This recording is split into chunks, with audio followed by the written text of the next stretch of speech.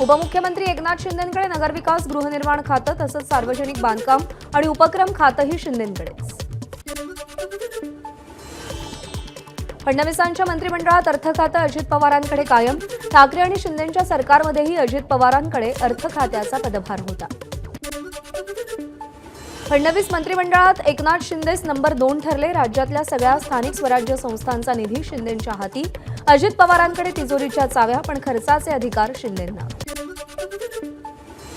भाजप प्रदेशाध्यक्ष चंद्रशेखर बावनकुळेंकडे महसूल खात्याचा पदभार। शिंदेंच्या मंत्रिमंडळात राधाकृष्ण विखेंकडे महसूल खाते होते।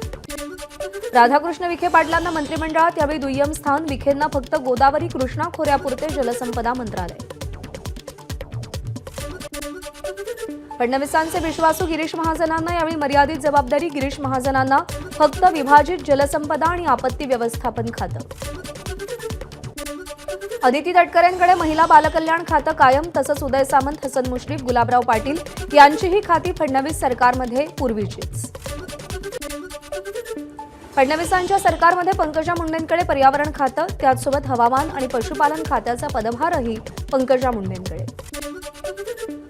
धनंजय मुंडेंकडे अन्न आणि नागरी पुरवठा खात्याचा पदभार तर धनंजय मुंडेंकडे असलेलं कृषी खातं माणिकराव कोकाटेंकडे। पालकमंत्री पदावरून महायुतीमध्ये रस्सीखेच होण्याची शक्यता। ठाणे, रायगड, नाशिक, जळगाव, पुणे, बीड, संभाजीनगर, यवतमाळ, सातारा, रत्नागिरी, कोल्हापूर जिल्ह्यासाठी रस्सीखेच। छत्रपती संभाजीनगरचा पालकमंत्री आपणच होणार। सामाजिक न्यायमंत्री संजय शिरसाट यांच्याकडून विश्वास व्यक्त। तर या संदर्भात फक्त अधिकृत घोषणा बाकी असल्याची शिरसाट यांची माहिती। रायगडच्या पालकमंत्रीपदावर रोजगार हमी मंत्री भरत गोगावलेंचा दावा। शिवसेनेलाच पालकमंत्रीपद हवं, गोगावलेंचं वक्तव्य। पालकमंत्रीपदावरून आमच्यात कोणतीही रस्सीखेच नाही। 1-2 दिवसात मुख्यमंत्री आणि 2 उपमुख्यमंत्र्यांची बैठक होईल। या बैठकीमध्ये पालकमंत्री पदासंदर्भात निर्णय होईल, शंभूराज देसाईंची माहिती। राज्यातील अपूर्ण कामांना गती देणार, पाणीपुरवठा मंत्री गुलाबराव पाटलांची ग्वाही। राहिलेल्या योजना पूर्ण करण्याचा गुलाबराव पाटलांचा मानस। उपमुख्यमंत्री एकनाथ शिंदे आज दरेगावात जाणार। शपथविधी आधीही एकनाथ शिंदे दरेगावात मुक्कामाला होते। मत्स्योद्योग मंत्री नितेश राणे मंत्रिपदाची शपथ घेतल्यानंतर पहिल्यांदाच कणकवलीत। रानतळे इथं हेलिकॉप्टरनं उतरताच त्यांचं जंगी स्वागत। प्रकाश शेंडगे यांच्या अध्यक्षतेखाली आज महाराष्ट्रातील प्रमुख ओबीसी नेत्यांची बैठक। बैठकीमध्ये भुजबळांना मंत्रिमंडळात स्थान न दिल्यामुळे ओबीसी समाजातील असंतोष आणि अन्य विषयांवर चर्चा होणार। यंदाचे विधानसभेचं कामकाज 46 तास 26 मिनिटं तर विधान परिषदेचं काम 36 तास चाललं। विधानसभेत 177 मुद्द्यांवर चर्चा, 9 विधेयकं पारित। माजी खासदार इम्तियाज जलील यांच्यासह एमआयएमच्या 30 आंदोलकांवर गुन्हा दाखल। केंद्रीय गृहमंत्री अमित शहा यांच्या वक्तव्याविरोधात आंदोलन करताना जमावबंदीच्या आदेशाचं उल्लंघन केल्याप्रकरणी गुन्हा दाखल।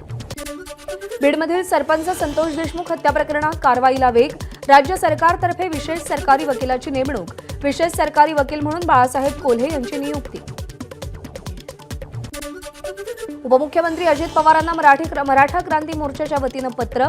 धनंजय मुंडेंना अटक करावी तसंच त्यांची मंत्रिमंडळातून हकालपट्टी करण्याची मागणी।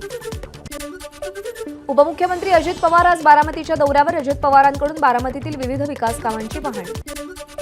आज अजित पवारांचा बारामतीमध्ये नागरिक सत्कार करण्यात येणार। सत्कार सोहळ्याची कार्यकर्त्यांकडून जोरदार तयारी। नागरी सत्कार सोहळ्यामध्ये अजित पवार काय बोलणार याकडे लक्ष। पुण्यातल्या फॅमिली रनला शरद पवारांनी हिरवा झेंडा दाखवला।